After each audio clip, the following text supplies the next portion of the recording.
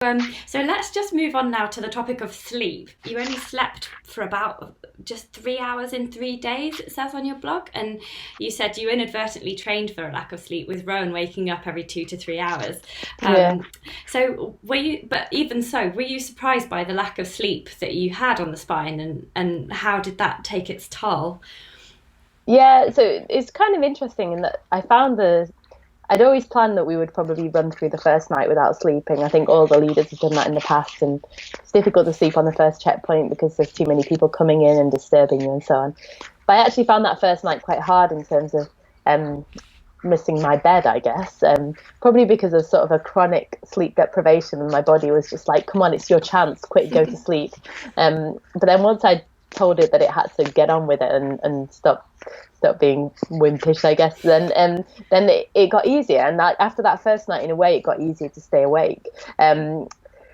Obviously, during the very later stages, I was kind of falling asleep on my feet, but it was a little bit different. Yeah, so I hadn't really planned to sleep. I'd planned to sleep more.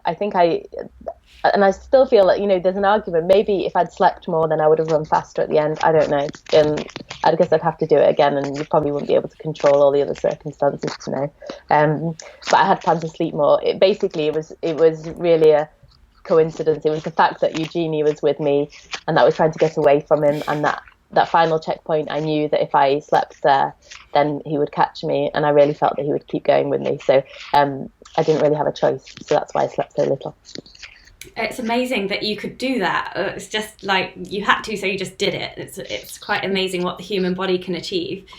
Yeah, I think apart from Rowan obviously training me, I'm also a vet. So I obviously am used to doing on-calls. I'm a specialist vet, so I did like a residency training and an internship which involved a lot of night shifts. So I'm kind of used to working long weekends and lots of overnight shifts, and that helped, I think, as well. Yeah, there's been this sort of you see it on the spine race. The people who do really well are often people who like they work in the medical profession and they're working all hours and things like that. So yeah, it is really interesting that you can, in a way, train for coping with a lack of sleep. Yeah, probably. And you saw some crazy things on the trail as well. Do you want to just tell us a couple of the crazy things that you saw because of lack of sleep? Yeah, so I think really it was mainly on the last day. I mean, people might have heard this before. I saw a tree doing yoga. It sort of then changed into a deer kind of rubbing its antlers to kind of get rid of its antlers. I saw a pig running through the heather. I saw like everything that I looked at kind of merged into the shape mainly of an animal. So the paving stones on the Pennine Way were like kind of horses' heads or nuns with veils, or kind of like statues, like lots of like kind of those sorts of forms.